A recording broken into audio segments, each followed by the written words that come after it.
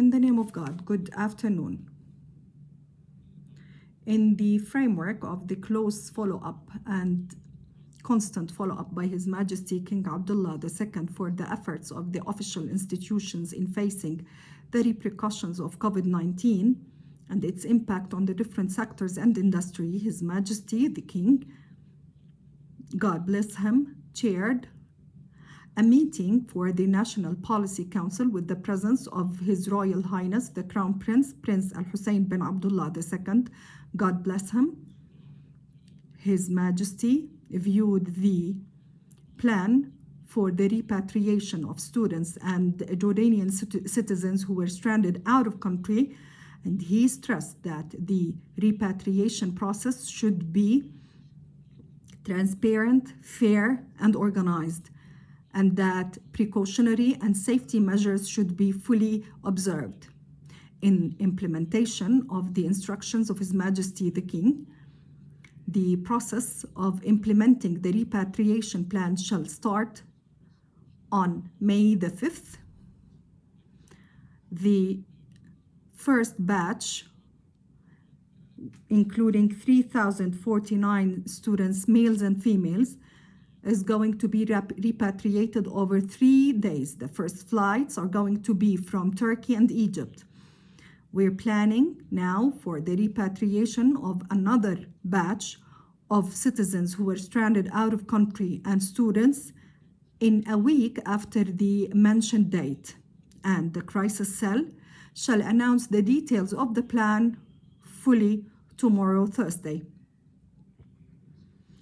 His Royal Highness the Crown Prince stressed that precautionary and prevention measures should be complied with, and that repatriates should stay in quarantine for periods long enough to ensure that they are COVID-19 negative. As you know, today we started the implementation of the decision to allow citizens use their private car based on the odd-even scheme in the governorates where we did not ease the lockdown measures. Unfortunately, we've seen several violations for the instructions issued by the Public Security Directorate in this regard, and 236 cars, violating cars, were impounded. They violated the odd-even scheme until 3 p.m. today. The cars were seized and the users were dealt with as per the provisions of the law.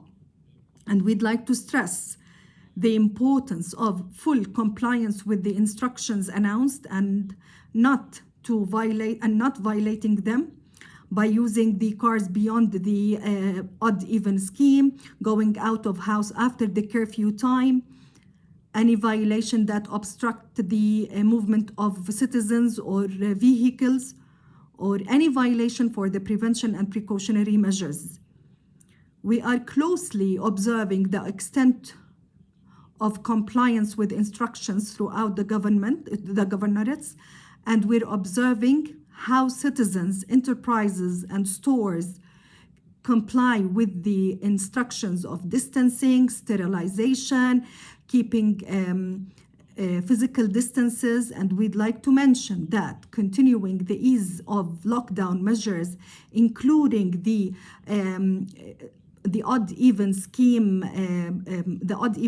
implementation, is dependent on the compliance of citizens. If they don't, we'll regretfully restore the more strict measures.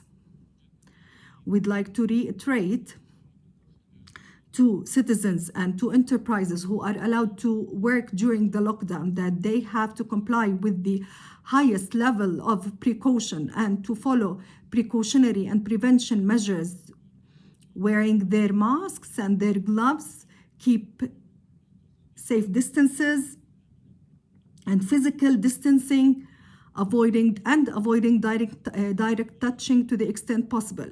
And now we're considering the issuance of a new defense order that will set forth punishments against anyone who does not comply with these prevention measures.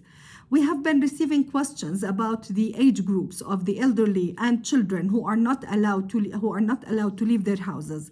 And to tell you the truth and to be practical as well, it is hard to define a specific age that we do not allow to leave houses, but the matter depends on individual cases. My message, however, is that we need to control the movement of children and the elderly, and to make sure that it is only for very essential needs, because they are most vulnerable to the disease and they are the ones who spread it most.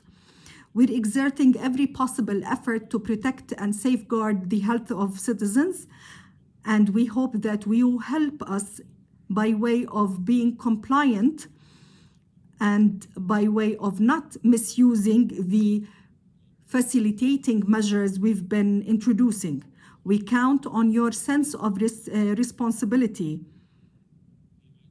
Now, as for the institutions, the educational institutions benefiting from the financial facilities provided by the central bank, the requirements for the same were stated as follows. The private educational institution should be licensed by the Ministry of Education and registered with the Social Security Corporation along with its staff members.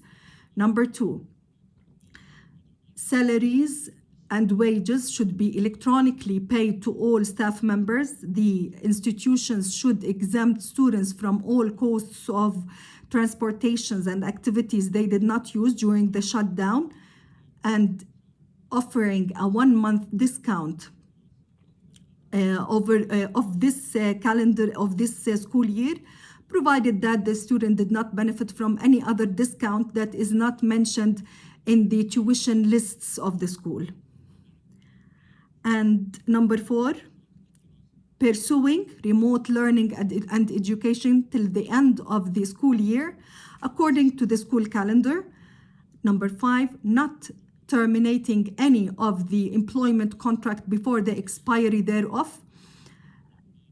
Statement proving the payment of all salaries until May the 30th, and that should be corroborated with bank statements.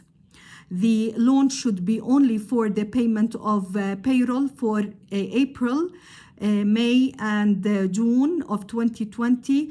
The value of the loan should not exceed the total value of the school payroll, of the staff payroll, as they are registered with the records of the Social Security Corporation over the past 3 months. The Ministry of Education is going to receive the applications of the private educational institutions wishing to benefit from these facilities. On Sunday, May the 2nd, 2020, the Ministry of Labor is going to announce the detailed procedures for that tomorrow, Thursday. In the field, we finalized the isolation of the 2 areas, Al-Nasr camp and the building in Al-Hashimi in Amman, where there have been cases of COVID-19, which required that we isolate them as a precautionary measure. And indeed, the isolation was conducted smoothly and seamlessly thanks to the compliance and responsibility of students, and this isolation was terminated today. In conclusion, I would like to say thank you very much. God bless you, protect you, your family, the whole country, and the leadership, and the whole humanity from this pandemic. We're at your service, and we succeed if you comply. Thank you very much. Good afternoon. There have been no cases of COVID-19 in the kingdom today. However, there were 2 cases of COVID-19 for drivers of Arab nationalities at the borders, and they were dealt with as per the protocol. And there were 8 cases of recovery, and therefore the total number of COVID-19 cases is 451 cases. As for these patients under treatment, they are 77. Now, today, more than 3,500 tests were conducted for COVID-19 throughout the kingdom's governorates and all were negative, thank God. As you know, there seems to be an impression among some that the pandemic has ceased. And as you hear from the WHO and from many countries of the world, that rushing into reopening will create a second wave that is often worse. And you know that because of the measures that the government has taken and the compliance of everybody with these measures, the people did not develop immunity against this illness.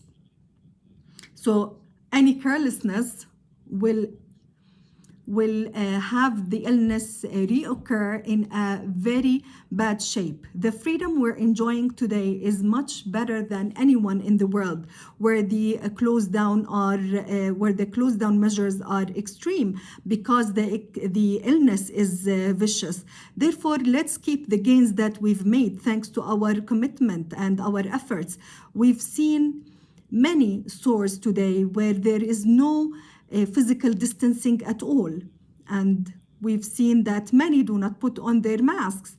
You know that it takes one person with COVID-19 to go to a crowded place where people are not wearing protective gears, and that is enough to spread the disease. You know that in a neighboring country, one person with COVID-19 in a funeral passed the infection to 37 persons. This is a very quickly spread illness. We have not got rid of it. We're still in the battle. We're still struggling. We need to comply with physical distancing. This is our responsibility and yours in order to keep our gains and the achievements we've made, in order to make sure that the sacrifices we've made will pay off and we don't just lose them and go back to square one. The mask is very important. It protects the people around you, your children and your family. Physical distancing is important. We're still struggling.